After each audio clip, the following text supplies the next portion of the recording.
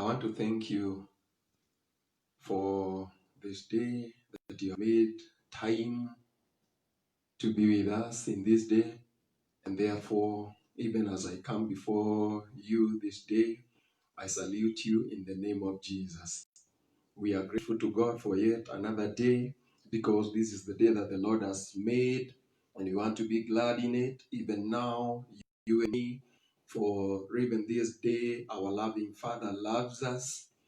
And I want to believe He will speak to you expressly as an individual.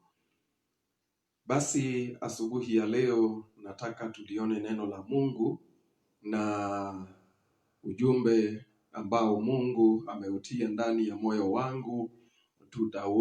Tutaanzia katika Mathayo, mlango ni wa 22. It's about the parable of the wedding banquet. Na sana wakati nilipokuwa ninajiandaa kwa ajili ya ujumbe wa leo, jambo ambalo nahisi ya kwamba Mungu anataka tulinene ni kuhusu vazi ambalo lahitajika katika harusi ya mwana kondoo. The cloth that is needed for us to be allowed into the wedding supper of the Lamb. That is the message that the Lord has for you and for me. Tutakuwa na vazi gani ili turuhusiwe, tukubalike katika harusi ya mwana kondoo? Maana tunaandaliwa karamu mbinguni, na ni vizuri kujua ni jinsi gani nitaruhusiwa kuwa mmoja wa wale ambao wataingia katika harusi hiyo. Therefore, I want us to go to Matthew chapter 22, and we are going to read from verse 1 to verse 13. The Bible says, Jesus spoke to them again in parables, saying, "The kingdom of heaven is like a king who prepared a wedding banquet for his son. He sent his servants to those who had been invited to the banquet to tell them to come, but they refused to come. Then he sent some more servants and said, 'Tell those who have been invited that I have prepared my dinner. My oxen and fattened calf have been butchered, and everything is ready. Come to the wedding banquet.' But they paid no attention and went off, one to his field, another to his business. The rest seized his servants, mistreated them, and killed them. The king was enraged. He sent his army and destroyed those murderers and burned their city. Then he said to his servants, 'The wedding banquet is ready, but those I have invited did not deserve to come. Go to the streets, to the street corners, and invite to the banquet anyone you find.' So the servants went out into the streets and gathered all the people they could find, both good and bad. And the wedding hall was filled with guests. But when the king came in to see the guests, he noticed a man there who was not wearing wedding clothes. 'Friend,' he asked him, 'how did you get in here without wedding clothes?' The man was speechless. Then the king told the attendants, 'Tie him hand and foot and throw him outside into the darkness, where there will be weeping and gnashing of teeth.'" Huo ndio ujumbe ambao ningetaka tuutazame asubuhi ya leo. Na tunaona ni mfalme mmoja aliandaa harusi ya mwana wake, na akatuma mwaliko kwa wageni ambao aliona wanafaa washiriki na yeye katika furaha hiyo. Na alipoandaa karamu hiyo vizuri na ikaandalika vizuri, matayarisho yakakamilika vizuri, Biblia inasema ya kwamba akatuma watumwa waende wakawaambie, sasa muda umefika, wakati umewadia wao wageni wapate kuja na ili washiriki katika harusi hiyo. Lakini Biblia inasema ya kwamba wakakataa kufika. Biblia inasema ya kwamba baadaye akatuma wengine na ili waende wakawaarifu waje, maana maandalizi yamefanywa, amechinja mafahari, vinono vimeandaliwa kwa ajili yao, lakini hawakufika. Biblia inasema ya kwamba kila mmoja akaenda katika shughuli zake, na wengine wakaenda biasharani, mashambani, na wengine wale ambao baadhi ya wale walioalikwa, Biblia inasema ya kwamba wakawakamata watumwa wengine na wakawaua. Hivyo ndivyo Biblia inasema. Aya ya 7 yasema ya kwamba akaghadhibika sana huyu mfalme, na akatuma wanajeshi wake wakaenenda na wakawaua wale ambao walikuwa ni wauaji, na hata akapata kuchoma mji wao. Hivyo ndivyo Biblia inasema. Kisha akawaambia watumwa wengine waenende kwenye kwenye njia panda ya barabara, road junctions, na waalike kila watakayemuona na aingie harusini. Inaonekana mpango haukuenenda vile alivyotaka, na kwa hivyo maana tayari ameandaa mapochopocho ya harusi, mafahari wamechinjwa, na mambo hayo yote yameandalika, na kwa hivyo chakula kilikuwa ni kingi, na kwa hivyo akaonelea si heri kukipoteza kile chakula, na maandalizi yameandaliwa. Kwa hivyo akaachana na walioalikwa. Sasa wale ambao hakuwaona wanastahili kualikwa, hawa ndio sasa wakapata nafasi ya kualikwa. Na hivyo ndivyo ilivyo. Katika mahubiri mengine kabla ya haya nalisema ya kwamba sisi Wayunani, we Gentiles, hatukuwa na nafasi katika mwaliko ambao upo wa sisi kuingia harusini ya mwana kondoo wa Mungu.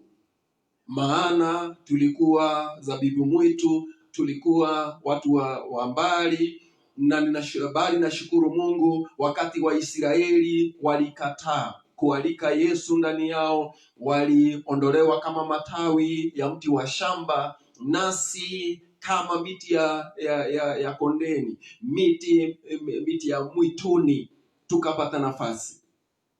And when the servants were sent to go now and gather people from road junctions, they did that.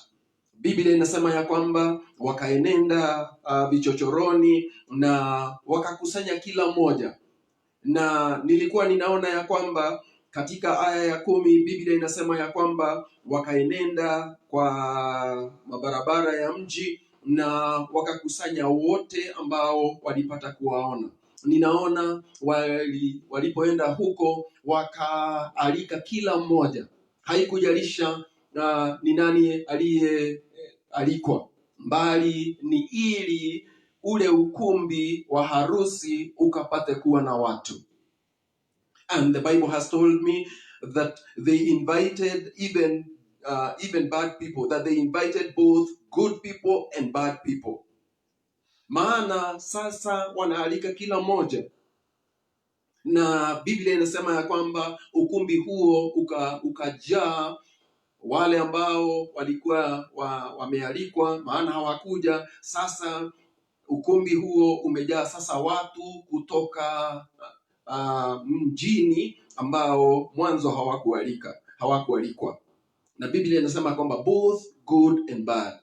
Na nilipokuwa ninawaza kuhusu jambo hilo, ya kwamba wale watumwa walipoenda hawakujali, walikusanya kila mmoja, wabaya kwa wazuri, na wakaja na wakaruhusiwa kuingia harusini.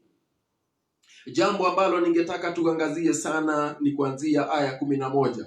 Maana Biblia inasema ya kwamba huyu mfalme baada ya kupata taarifa ya kwamba ukumbi umejaa waalikwa wamefika, sasa hasubuki tena ya kwamba chakula kitamwagwa chini. Basi akaenenda kusalimia ama kukagua wageni, na alipokuwa anatembea kati ya wageni alimuona mmoja ambaye hakuwa na mavazi ya harusi. But when the king came in to see the guests, he noticed a man there who was not wearing clothes. Akapata mmoja ambaye hakuwa na mavazi kama wengine. Nilipokuwa ninawaza hapo, nilidhania ya kwamba labda huyu mfalme alikuwa ameandaa mavazi ya kila atakaingia katika harusi, na kwa hivyo labda pale mlangoni mlikuwa na mavazi ambayo yalipewa kila aliyekubali mwaliko.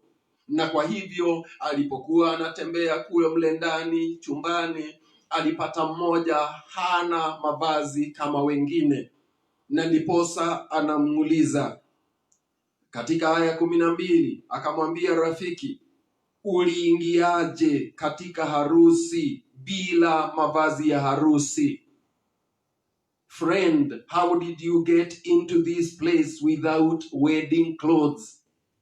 Rafiki mpendwa, jambo ambalo ningetaka upate kujua vizuri ni kwamba tunajiandaa kwa ajili ya kuingia katika harusi ya mwana kondoo wa Mungu.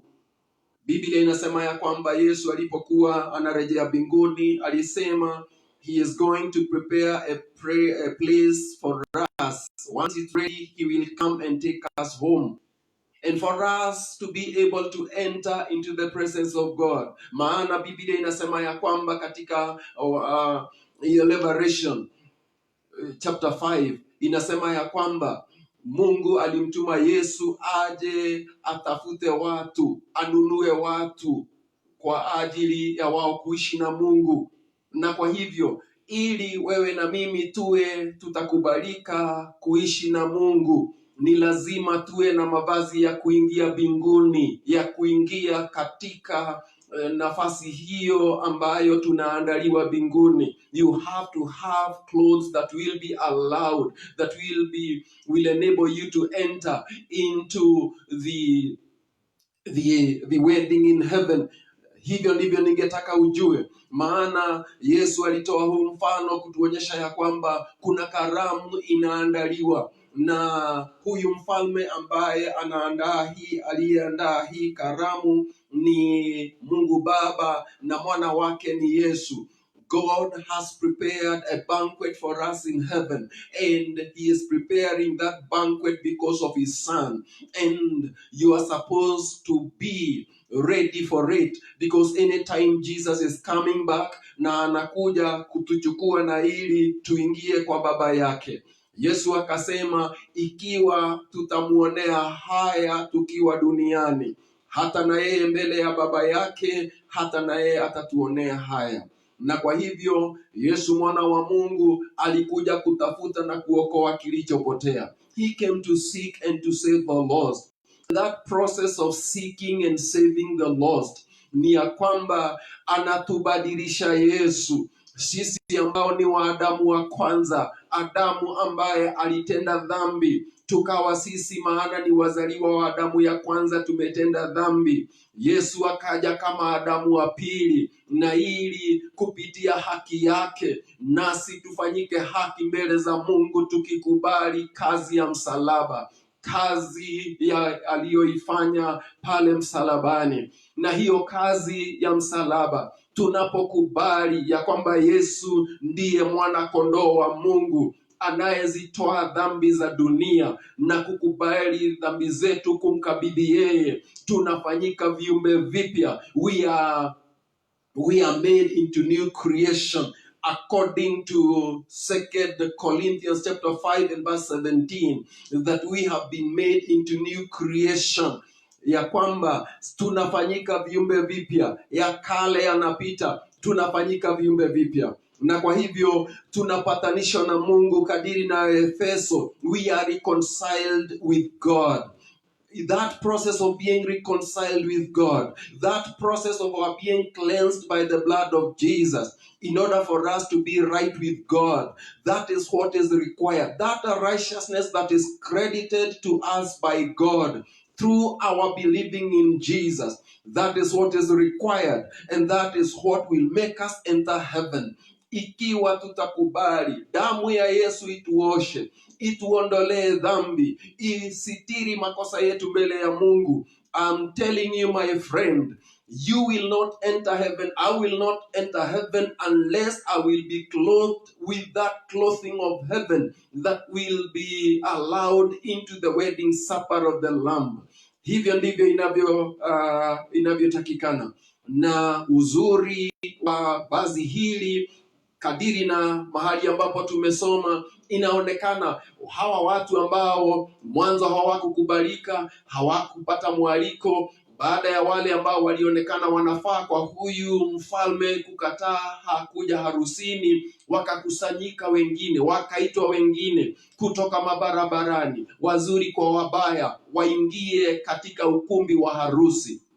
Hata nasi, the net is out there, it's collecting people good and bad, waje ili hata walio wabaya wakishavikwa mavazi. Biblia inasema ya kwamba katika ukumbi huu watu walijaa, na hakuna mwingine ambaye alitupwa nje, ni huyu tu ambaye alipuuza. This person who neglected the clothing that was supposed to be given to him. Maybe he despised. I don't know what happened. Sijui ni kwa nini alikataa vazi la harusi kama wenzake pale mlangoni. Hata na wewe rafiki yangu, labda kwa mawazo yangu, maana huu ni mfano tu, naweza dhania ya kwamba alijiona labda mavazi yake yalistahili, aliona labda amevalia nadhifu vizuri, akaona mavazi yake labda ni mazuri kuliko la harusi ambalo alipewa pale mlangoni, akapuuza vazi la harusi, akaingia mavazi yake, labda alijiona anafaa sana. But I want to tell you, hakuna uzuri ambao utaruhusu mmoja kuingia mbinguni. According to Isaiah chapter 6, ndivyo Biblia inasema ya kwamba haki yetu binafsi, uzuri wetu ambao tunaweza kuona unafaa sana wa sisi kukubalika na Mungu mbinguni. Biblia inasema ya kwamba our righteousness is like filthy rags before God. Hakuna uzuri, hakuna matendo mema ambayo twaweza kununua wokovu, kununua nafasi ya kuingia mbinguni. The Bible says, ukipuuza Yesu mwana wa Mungu, the Lamb of God, his only begotten son, hiyo dhabihu ambayo Mungu aliona inafaa ya wewe ukiikubali uingie mbinguni kumpitia, hakika hata na wewe hautapata nafasi. And therefore, dear friend, ninataka upate kujua Mungu kwa kukupenda wewe akamtoa Yesu mwana wake wa pekee, ili wewe ukimwamini nami nikimwamini tutaingia mbinguni na tutaruhusiwa. Na kwa hivyo hali hiyo ya haki, hali hiyo ya kuwa safi mbele ya Mungu, you can only get it through Jesus. And no wonder Jesus said in John chapter 14 that I am the way, I am the truth, and I am the life, and no one will get to the Father unless through me. And therefore, Jesus is the one we need. Jesus is the one that you need to take away your sins, in order for you to be credited as a righteous person before God. That righteousness, it is the vestment, it is the apparel that God desires that you have. Huo utakatifu, hiyo haki ambayo inapatikana baada ya mmoja kumkubali Yesu, hiyo haki ndiyo itakayoturuhusu na tukubalike kuingia mbinguni. Vazi ambalo tunapokea baada ya sisi kukubali Yesu. I thank God, because the Bible says that when he was going around, the king maybe saying hi to the guests who have come into his home to make acquaintance with them, because he had not known them, he had not even invited them himself. The ones that were his close friends despised, they didn't come, they turned down the offer. He now went around to make acquaintance with the guests that had come. Na hivyo ndivyo Biblia inasema ya kwamba wakati alimpata huyu mmoja ambaye hakuwa na vazi, akamuuliza, rafiki, ulifikaje hapa bila mavazi? I want to believe that this person, he just needed to accept like the rest that they had come into this hall with, to put on the garment, put on the wedding clothes that were provided, but he didn't.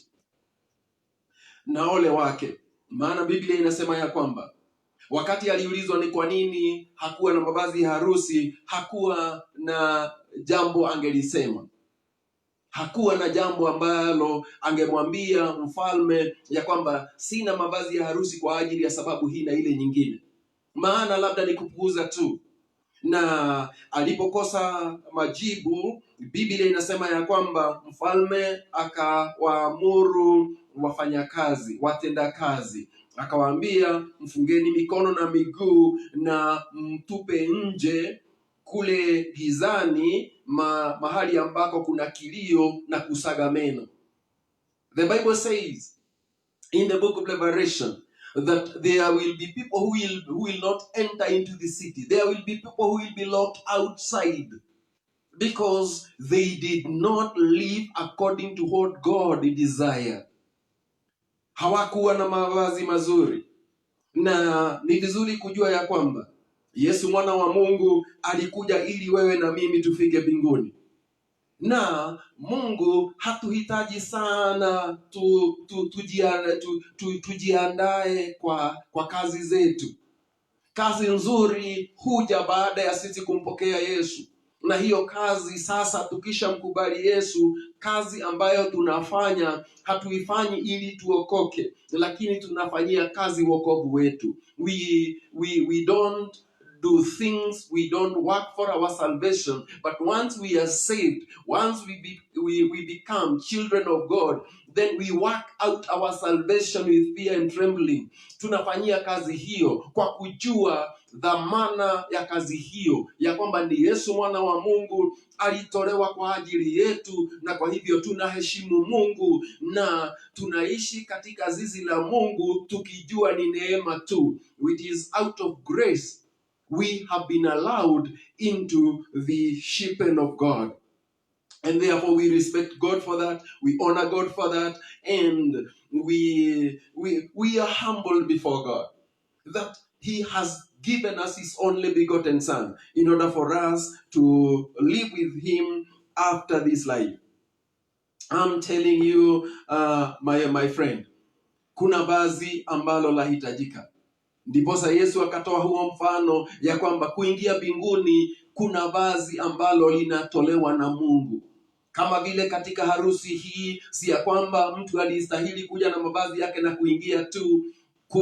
Kulihitajika mavazi ya harusi, upewe pale langoni, pale ukiingia kwa mfalme, na ili ukiingia katika ukumbi wa harusi hata nawe uwe kama wengine.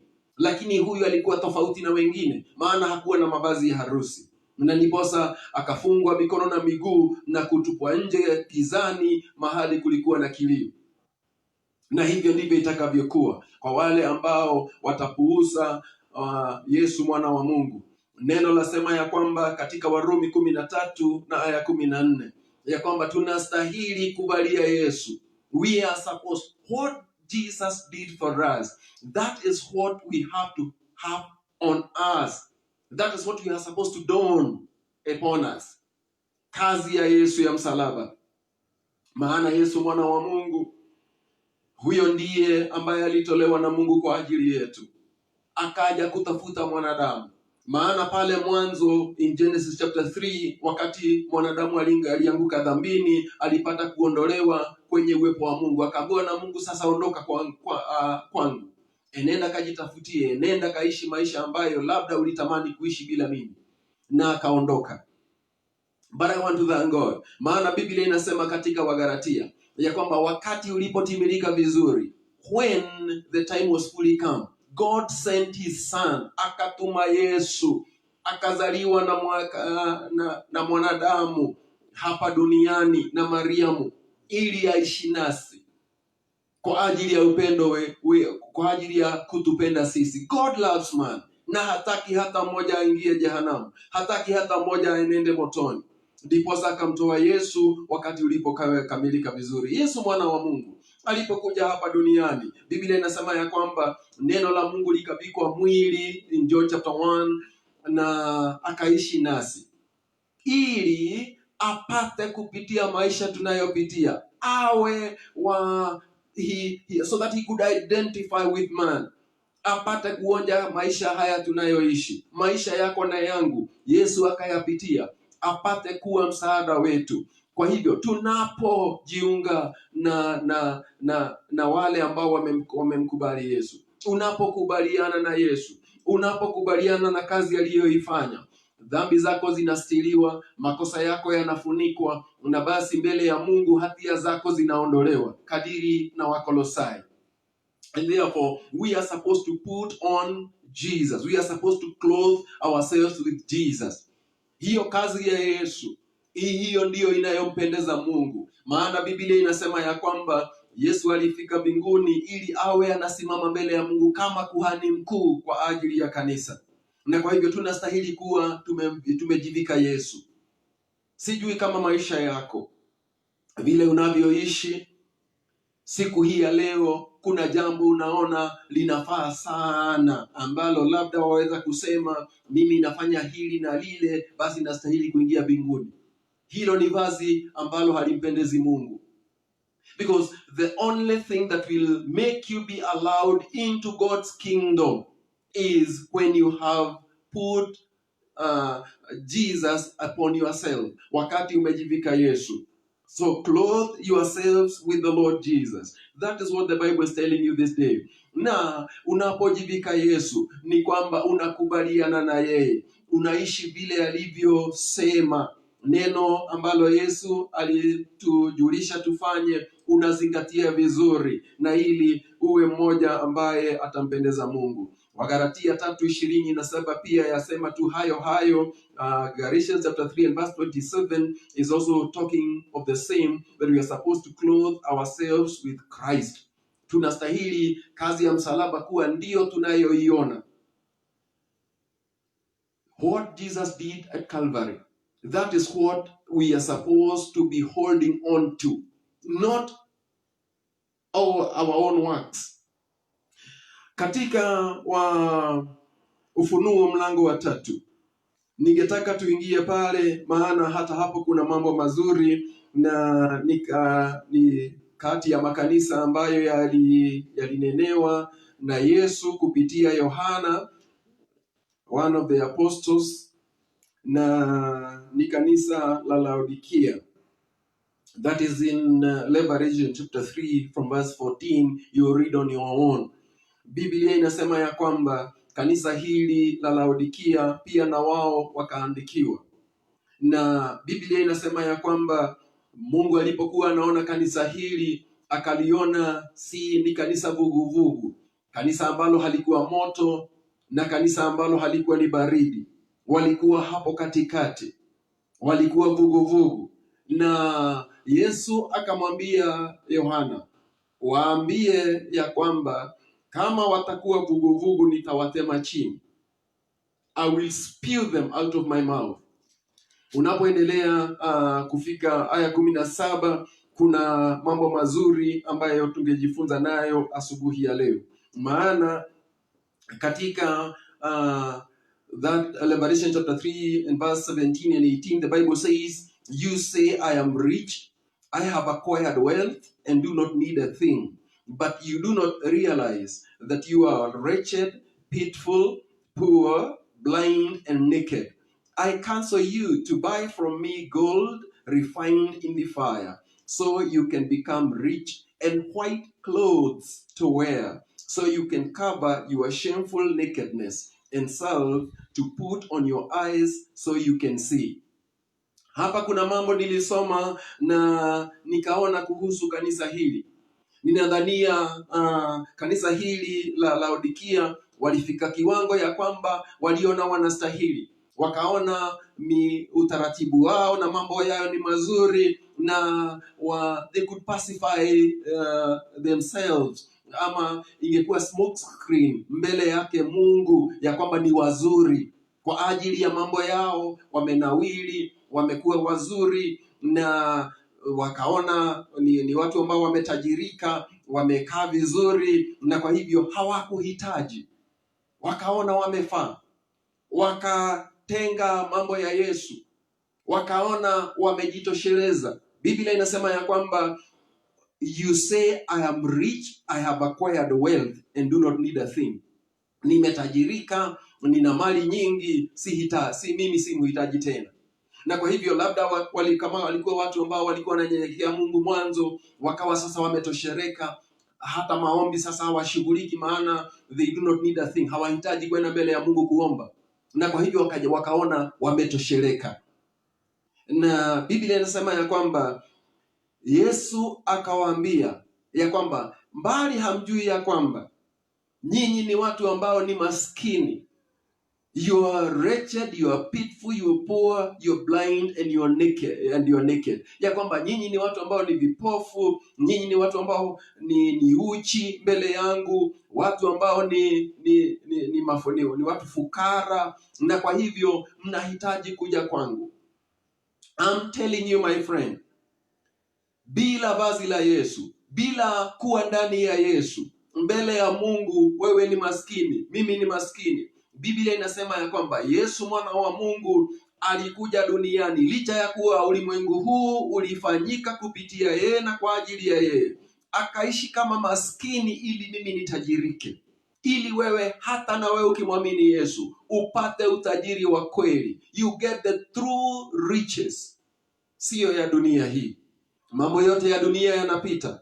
Na kwa hivyo kanisa la Laodikia wakaona wametosheleka, si wahitaji tena, hawahitaji mambo ya Mungu, wametosheleka. Na kwa hivyo hali yao ya kuwa ni wacha Mungu ikawa tu ni desturi, ikawa tu ni mazoea. Kwa hivyo hawajali tena, maana wametosheleka.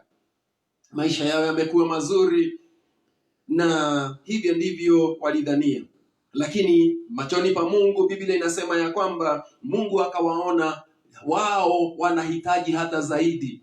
Yes, to the eyes of men they were all right, to the eyes of men they were rich, they were wealthy, they had all that was needed. But before God, maana Mungu haoni kama mwanadamu. Haoni kama mwanadamu. Maana mawazo ya Mungu si mawazo yetu, hata njia zake si njia zetu.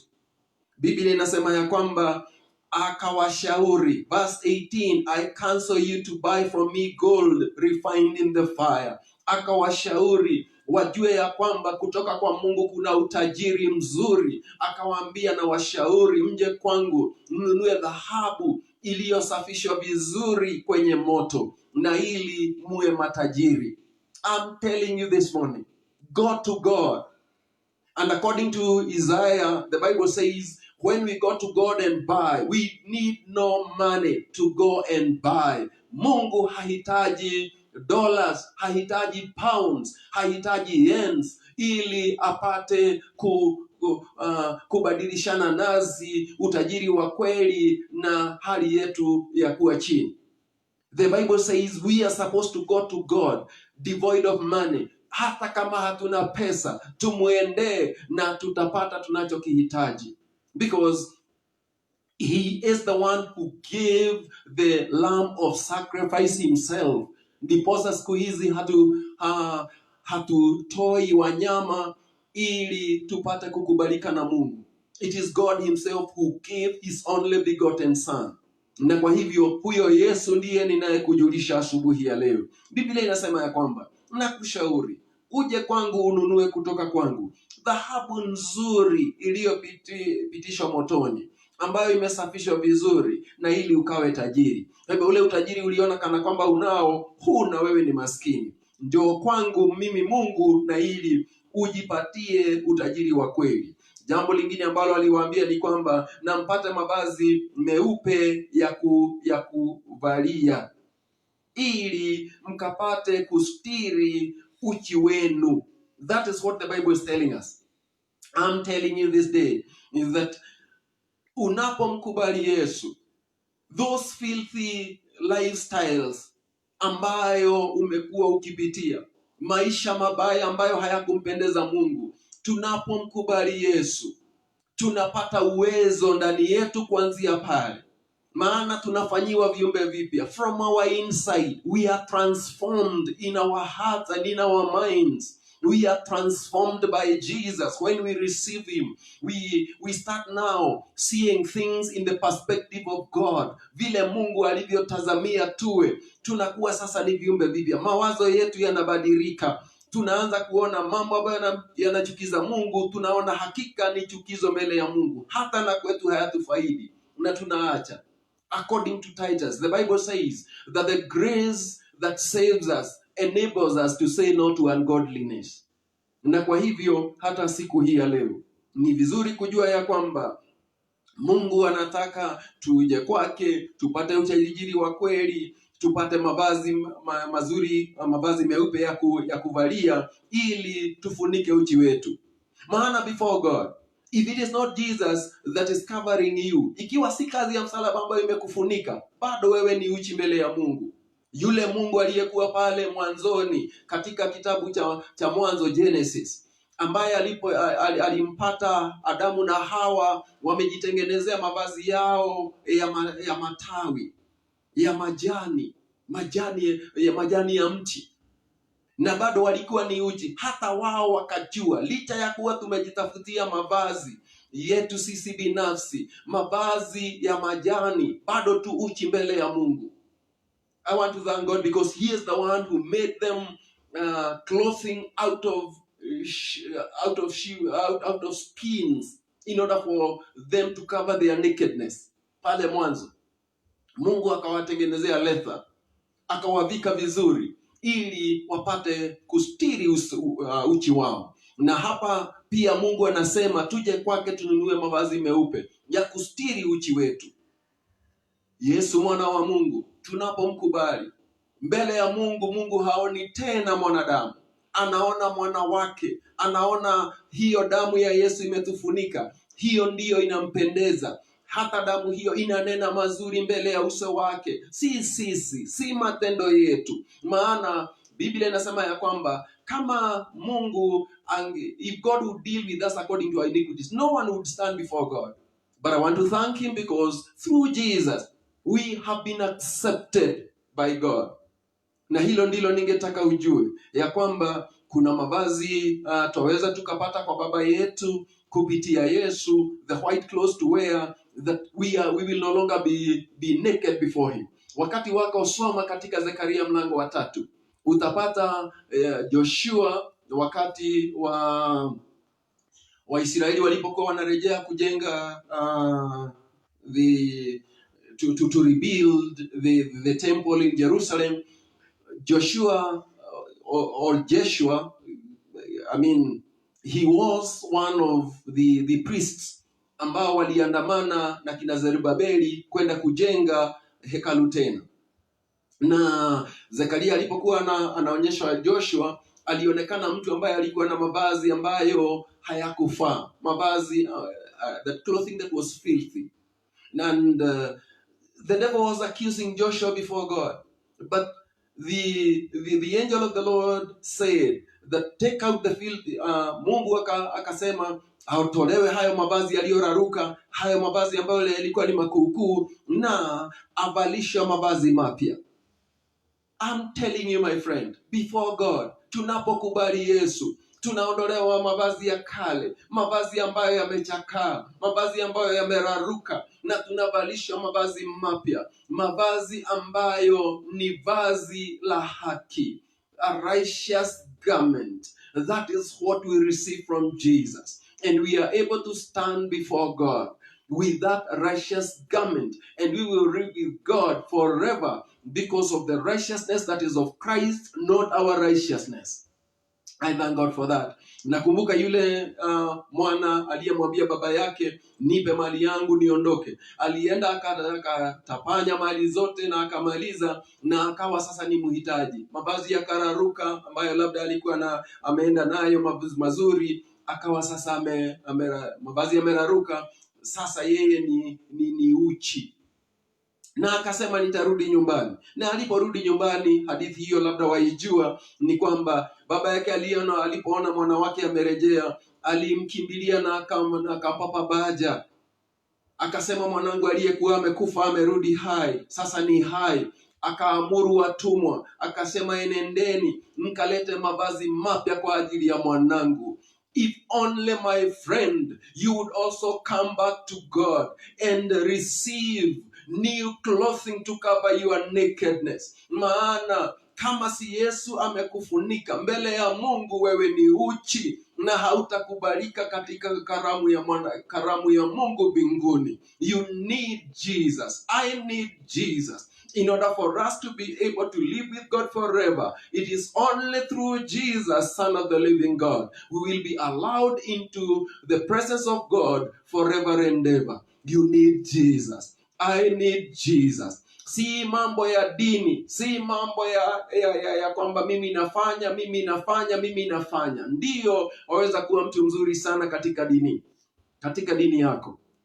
But I want to tell you, my friend, if it is not Jesus who will clothe you, ikiwa mawazoni mwako si Yesu ameingia ndani yako, ni ya kwamba wewe hufanya hiki kanisani, huyu umejenga, umefanya mambo hayo, rafiki yangu, haya si basi ambalo litakubalika mbinguni.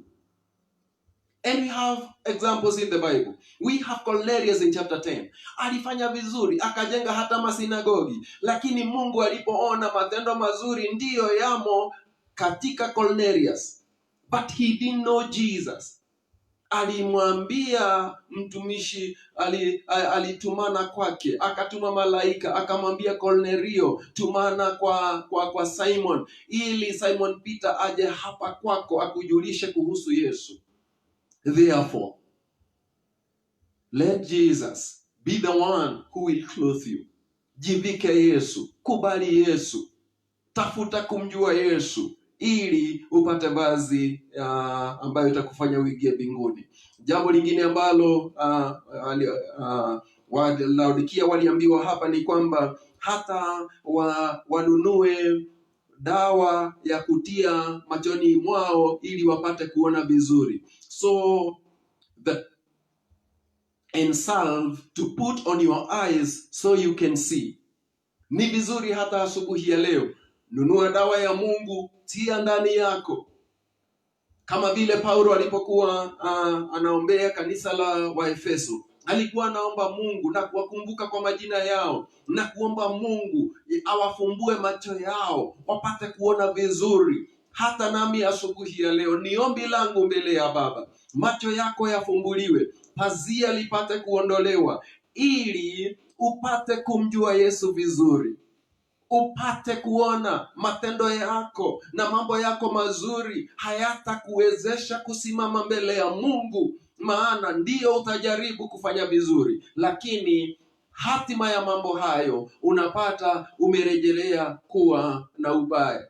Hata moyoni mwako ukijaribu kufanya vizuri, bado moyo wako una hukumu, bado ndani yako kuna hukumu. Ndiyo wafanya mambo mazuri, umejaribu kila jambo ambalo waona ni nzuri, lakini kama si Yesu ambaye amekufanya mwema mbele ya Mungu, deep in you, conscience yako, ndani ya moyo wako, bado hukumu ndani yako. Lakini ukimkubali Yesu, Biblia inasema ya kwamba if it is Jesus who will set you free, you will be free indeed. Praise the name of the Lord.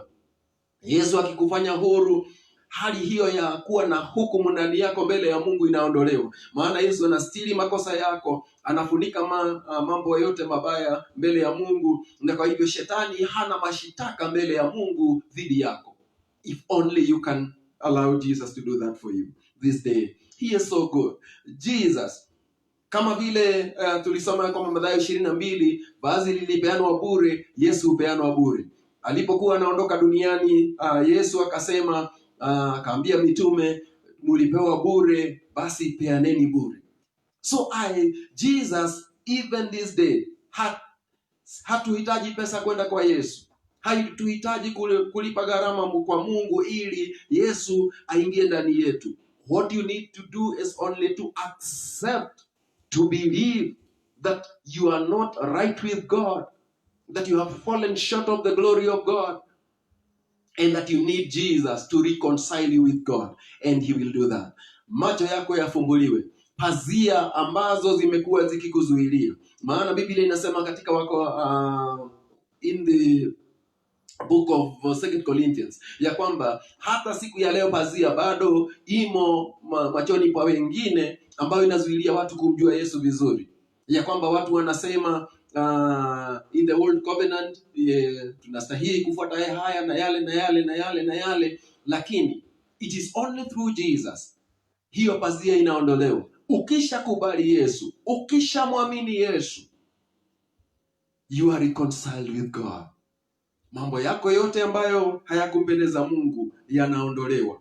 Kwa hivyo siku hii ya leo macho yako yafumbuliwe, upate kuona uchi, usikaishi kama Laodikia. Waliona hawahitaji kitu, ni wazuri, lakini mbele ya Mungu hawakufaa. Inaonekana walikuwa nusu nusu. Biblia inasema kwamba you are neither hot nor cold, you are lukewarm, I will spew you out of my mouth. Inaonekana kanisa la Laodikia walifika mahali wakawa sasa ni autopilot, hawajali, wako tu pale tu, ndio kidogo ni wa Mungu na kidogo ni wa dunia, wako tu pale katikati. Mungu hahitaji hivyo. It is either you are of Christ or you are not of Christ. It is either you are of God or not of God. It is your decision that you make in this day. I thank God for that. Basi kwa haraka utatazama pia katika Warumi mlango wa 9 aya 30 pale mwisho wake, Romans 9 verse 30 to 33, and then you go to chapter 10 verse 3. Hapa Biblia inaonyesha kuhusu haki ni impendezayo Mungu. Biblia inasema ya kwamba Waisraeli walitaka kuwa haki mbele ya Mungu kupitia sheria pasipo Yesu, lakini haikuwezekana.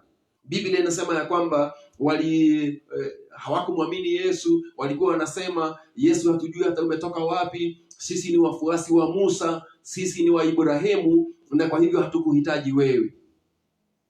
But we Gentiles, sisi tulipomkubali Yesu, Biblia inasema ya kwamba tukahesabiwa haki bure. Na hiyo haki ambayo inatokana na kumwamini Yesu, hiyo ndiyo haki inayompendeza Mungu. That is the clothing. Hilo ndilo vazi tutaingia nalo mbinguni. And the Bible says, hata na Waisraeli, yule ambaye atampokea Yesu, hata na yeye atapata vazi lile la haki pasipo matendo. Sisemi matendo ni mabaya, lakini si matendo yatangulie, ni umkubali Yesu ili akusaidie matendo yako yakamilike mbele ya Mungu, in order for you to be right with God. Because you cannot buy your way through to God through your deeds. Haiwezekani. Basi soma wakati wako. Biblia pia inasema ya kwamba the righteous shall live by faith. Mwenye haki ataishi kwa imani. Na ni imani kwa Yesu, ni kumwamini Yesu. Utahesabika haki bure ukimwamini Yesu. And therefore Waisraeli wakajaribu kuwa wazuri mbele ya Mungu na haikuwezekana. Jambo la mwisho ambalo ningetaka kusoma ni katika Ufunuo 19 na aya ya 9. This is what the Bible says as I conclude. Biblia inasema hivi, then the angel said to me, right, blessed are those who are invited to the wedding supper of the Lamb. Hallelujah.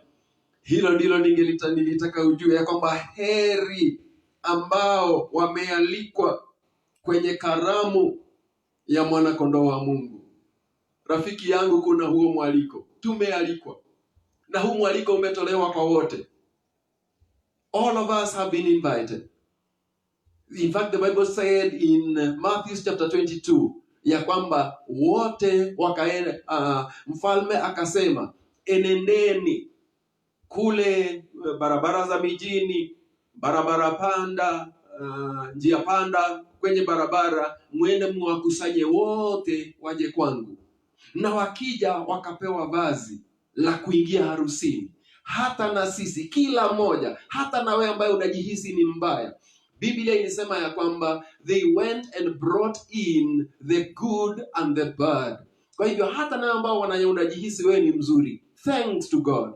Wewe ambao unajihisi wewe si mwizi, wewe si kahaba, wewe si mzinifu, wewe si hiki na kile, wewe ni mwema. I thank God for you have tried. Umejaribu na ni vizuri. Lakini kubali Yesu. Mwambie Yesu, ndiyo nimekuwa nikijaribu. Na nimejaribu hakika Yesu. Na nimeshindwa kuwa mwema. Nahitaji kufanya mwema na wewe. Nawe ambaye unajihisi wewe ni mbaya. Yes, you are bad. Na hata na wewe ingia, kuja kwa Yesu vile tu ulivyo na ubaya wako. Umwambie Yesu, ndiyo nimeishi maisha mabaya, lakini natamani kuwa mwema kuanzia leo na kuendelea, unifanye mwema. Maana Yesu hukuja kwa ajili ya walio wema, ulikuja kwa ajili ya wabaya ili uwafanye wema. Hata nami ndiyo ni mbaya, nahitaji kuwa mwema. I thank God because wakati Paulo alipomfahamu Yesu, ule uzuri ambao alikuwa anaona kama ni mzuri, aliona ni bure. Na hata ubaya ambao alikuwa nao, maana alikuwa mtesi wa kanisa, hata huo ubaya akasema, I am the worst of sinners. But when Paul met with Jesus, na akakubali Yesu, he was revolutionized, akabadilishwa, akawa kiumbe kipya, akawa mhubiri wa habari njema ya wokovu.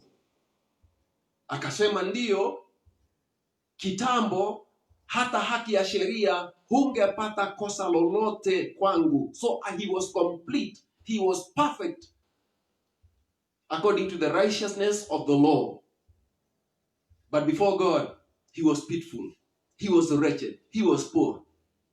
Hangesimama mbele ya Mungu. Lakini alipokubali Yesu, akabadilishwa, akawa kiumbe kipya, akawa wa kutetea habari njema za Yesu. Hata na wewe kubali mwaliko. Heri ni wale ambao wamepata mwaliko na wamekubali mwaliko na wameingia wakiwa na vazi hilo la wokovu, vazi la kuwa wema mbele ya Mungu kupitia vazi ambalo ni Yesu anatoa mwenyewe, si mwanadamu, kuwa yeye ana wema wake binafsi. Rafiki yangu, ni vizuri vazi hili limetolewa bure. Damu ya Yesu ilitiririka msalabani kwa ajili ya makosa ya wote. Yule ambaye hakujua dhambi akafanywa dhambi kwa ajili ya dhambi za wanadamu, ili tuwe tuhesabiwa haki bure. That is what the Bible says, that him who knew no sin became sin, was made sin by the Father on our behalf, ili sisi tuhesabike haki. Vazi hilo la wokovu liwe ni vazi letu na ni vazi ambalo tumepewa na Mungu. I thank God for that, and therefore nawaalikeni kila mmoja, wazuri waje kwa Yesu, wabaya waje kwa Yesu, na tutaishi na Mungu milele. Nataka tuombe Mungu na tumalizie hapo. Baba yetu wa mbinguni, katika jina la Yesu na kushukuru. Hakika Baba, wewe ni mwema. We thank you and we honor you, our loving Father. The Bible says you so loved us that you gave us your only begotten Son, that if we believe in him, we'll never perish, but we'll have eternal life. We want to thank you, my Father, for that open invitation. Unatualika hata siku ya leo ya kwamba, Baba Mungu, tuje kwako, tununue dhahabu iliyo nzuri, iliyosafishwa kwa moto, ili tuwe matajiri mbele ya uso wako. Na pia Baba yetu, tupate mavazi mapya, mavazi meupe mazuri ya kufunika na kustiri uchi wetu. Na pia tupate dawa ya kutia machoni mwetu, Mungu wa mbingu, ili macho yetu yapate kuona vizuri. Ni ombi langu siku hii ya leo, udanganyifu wote wa shetani kwa watu wako ya kwamba wanaweza kufanya mambo yawe ni ya kununua hali hiyo ya haki mbele yako.